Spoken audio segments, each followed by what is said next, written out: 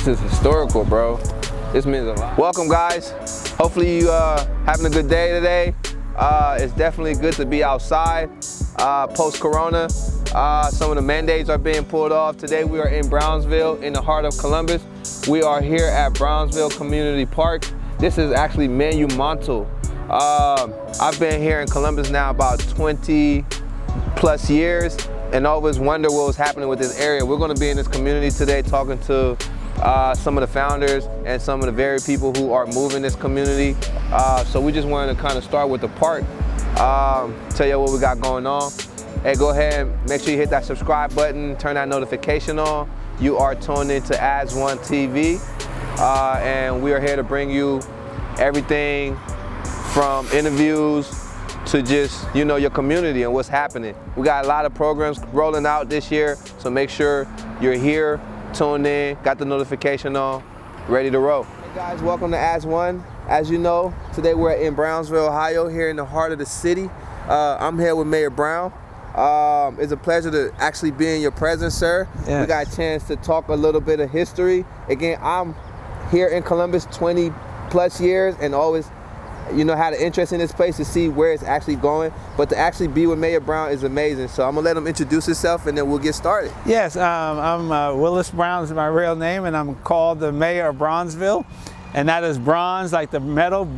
And it represents strength and unity working together, and that's how the name came about. And I'm glad to be here. I'm originally from Harlem, New York, and my family are from the West Indies. Okay. So I'm here now in Columbus, and I'm trying to revive the rich history of Columbus as it relates to the Bronzeville neighborhood that was started way back in 1930s. Awesome. I got a chance to read the article from the Columbus Dispatch. Okay. And it talked about the first mayor of Bronzeville, who I believe was he was a Reverend. Right. Yes. And so knowing that history and me being from Columbus, I think we spoke a little bit about, you know, driving through the town. And so what are some of the monumental places and some of the places when you come to Columbus and Brownsville to make sure you stop by?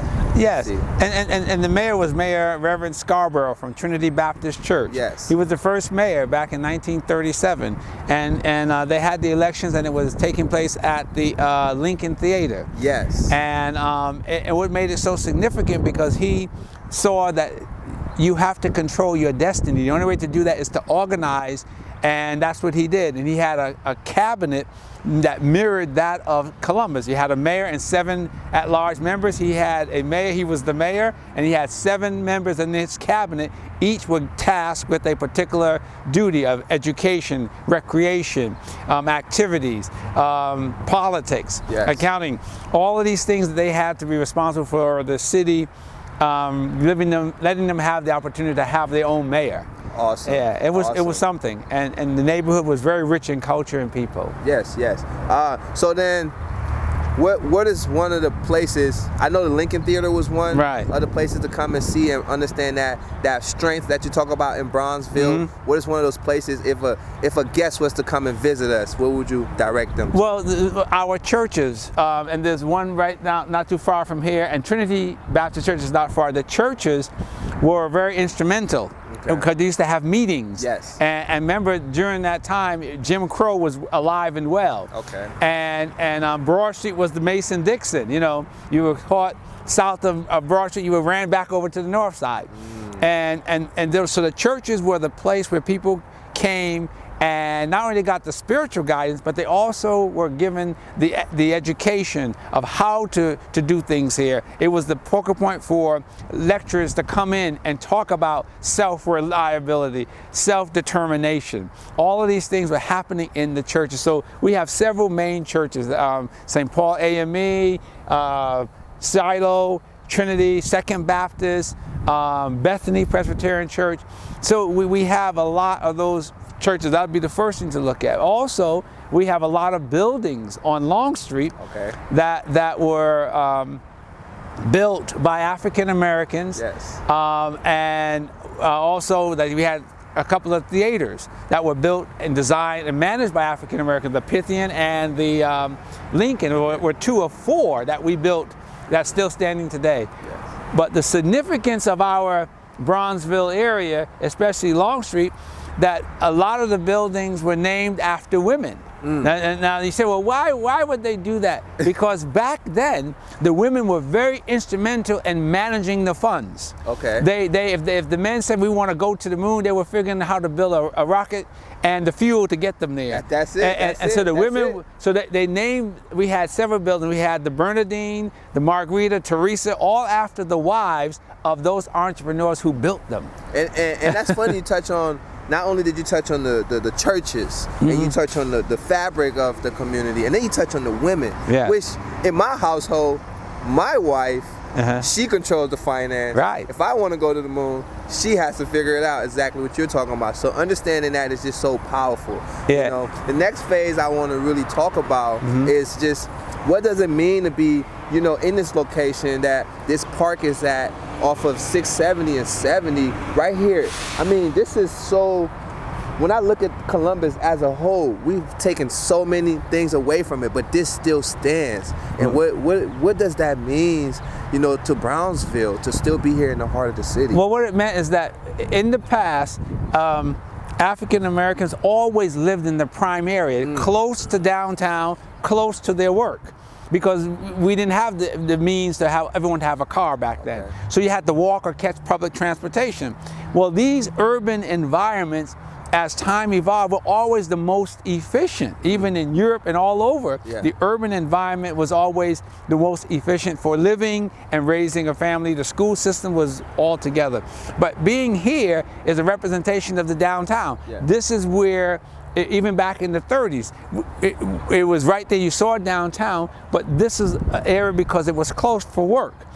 This area here, instrumental to it was key. And how Bronzeville is so key, our boundaries of Bronzeville back in 1937 was Cleveland Avenue to the west, Woodland Avenue to the east, and the original boundaries that we still have today is, it used to be Pennsylvania Railroad to the north, which is now 670, and Broad Street to the south, which still exists. So we have two of the original boundaries.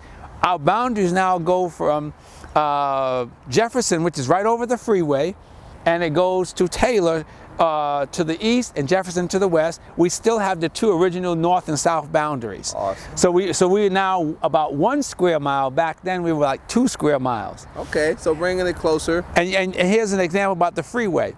71, which separates us and downtown, that happened during the 60s, late 50s, early 60s, with the Highways Act. This part here is one of the few, I think one of the only parts of 71 that's below grade. You can see straight downtown.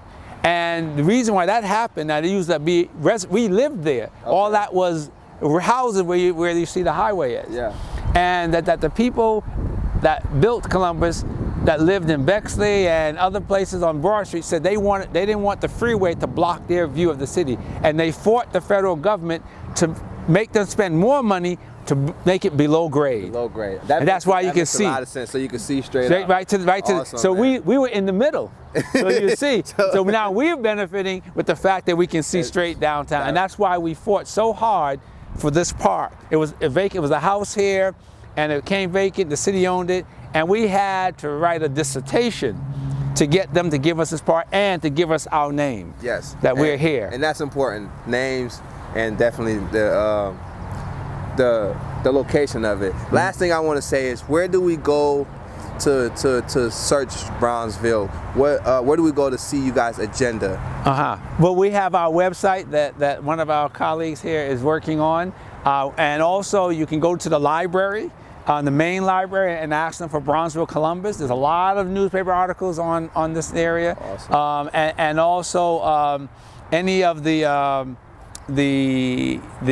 other like OSU has a library that has some stuff. The Historical Society has information. But if you really want to know something quick, it would be the main library, and ask them to pull up information and news articles on Bronzeville Columbus, and it's there. And what's that project that, I know you man of many projects, but what's that project that you're working on right now that you want to share with people? Yeah, we want to share people that you know, just how the American country works. You first identify your boundaries. You get that to be recognized by the city, which we worked on the city to get us to recognize our boundaries.